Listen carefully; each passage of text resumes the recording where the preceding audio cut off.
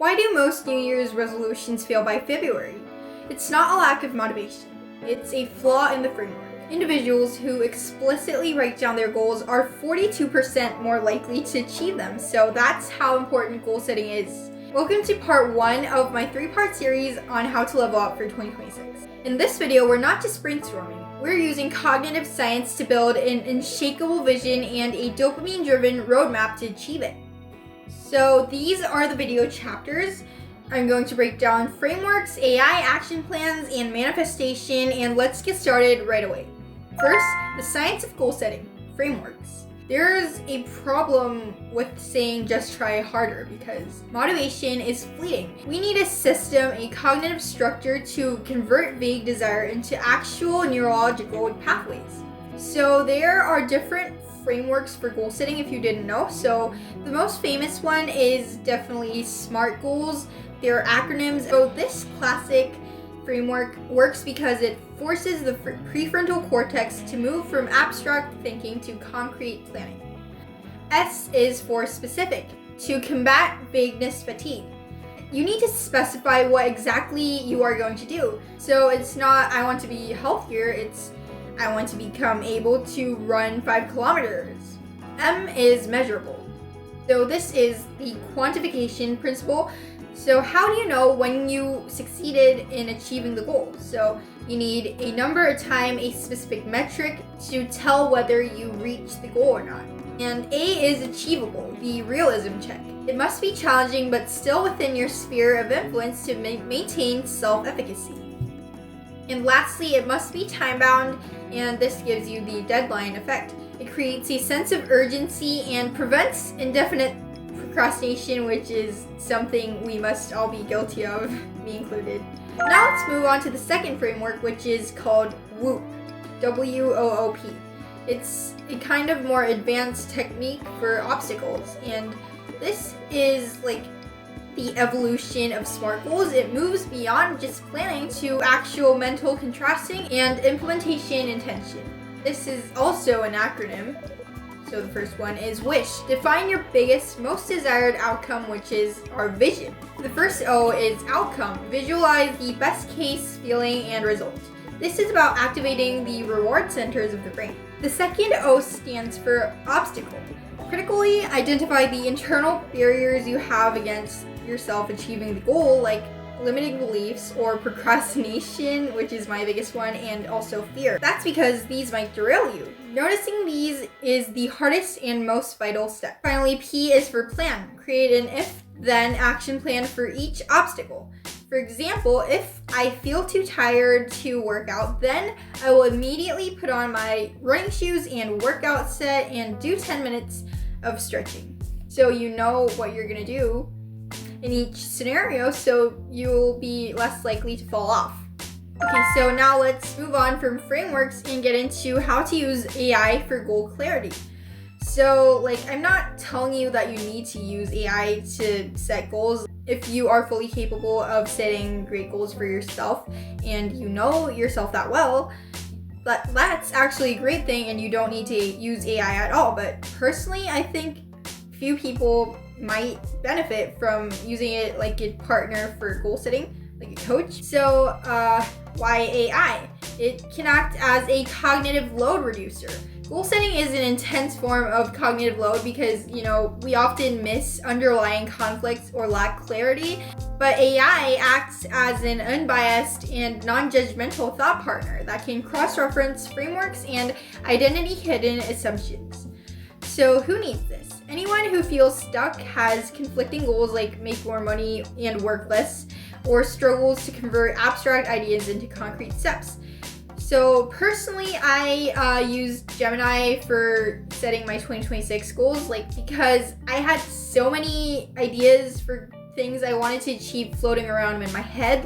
I wanted to pursue, obviously academics and also YouTube and working out, social life, mental health, so many categories that I wanted to work on, and I couldn't specify the goals I needed to set for myself, and that would actually get me just excited to achieve them and actually help me grow and evolve and improve as a person. So I turned to ChatGPT first, but I wanted it as a tool to refine my thoughts into the perfect goals, but ChatGPT, like, from my experience, went ahead and set goals for me, which wasn't what I wanted. So then I turned to Gemini and it helped me refine my thoughts into goals. So that's what it did. And I'm going to put up the exact prompt I used on the screen for you, so you guys can also do that. Feel free to screenshot. And there's also another prompt that I asked Gemini itself for, so this may work well too. Okay, now it's chapter 3, creating the action plan, the roadmap. So the pitfall is that a goal is just a destination, but we need something like a GPS to actually guide us there. And that's what an action plan can do exactly for you. So first, we need to implement the chunking principle to break down your mountain of goals. Goals must be broken down into 3 scales of action. The first scale is the macro goal, which is the yearly aim, the vision you have for 2026. And second is meso goals, which are quarterly or monthly milestones, medium steps that offer dopamine hits. And finally, micro goals, which are daily tasks, the smallest possible action you can do today. After you finish breaking down your goals, focus your daily energy only on the micro goal. That small win fuels your next day's motivation. And we can also effectively set ourselves up for success by cue, routine, and reward. So this is an example. So the cue can be something like waking up and making your coffee. And the routine can be opening your task app and completing the smallest possible action for your goal. And the reward is to enjoy your coffee after the task is done. Once you get used to that, you'll just be following the perfect way to actually achieving your goal automatically without even thinking about it. Now it's time for the final chapter of this video, which is manifest and achieve, the mental game. The misunderstanding of manifestation is that it's woo-woo. It's not magic, it's reticular activation and goal contagion. When you constantly remind yourself, your brain starts filtering the world for opportunities, which is called the reticular activating system. And your social cycle unconsciously starts supporting your goal, which is goal contagion.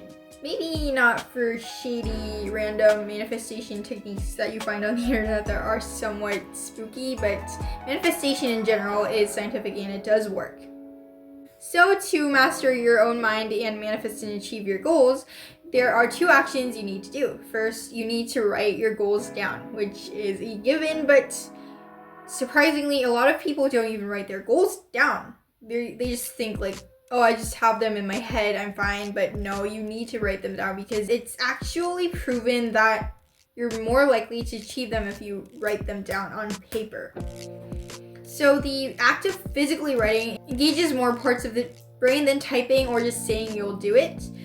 And so writing them down strengthens the memory trace and implementation intention, which we spoke about earlier in the video.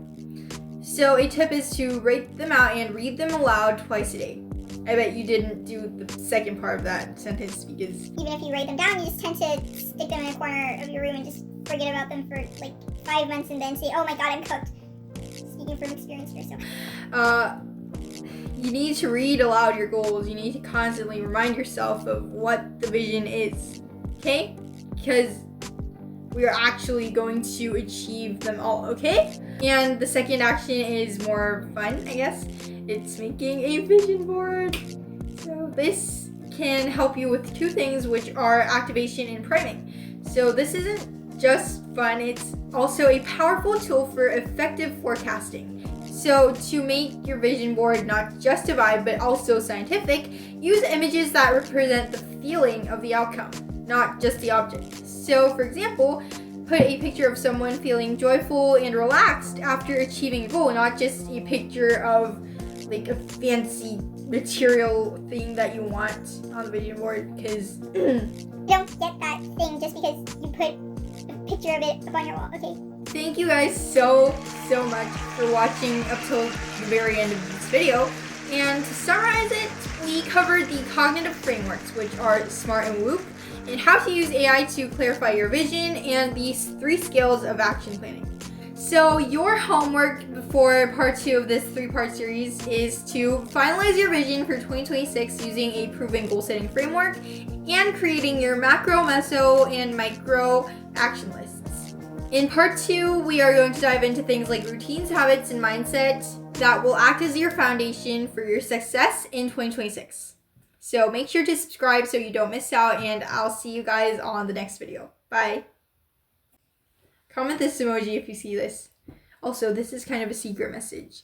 If you watched until this point of the video, it means that you're different from most people, because literally less than 20% of people that clicked on the thumbnail actually make it to this point. So that must mean that you are an ambitious student, much like me.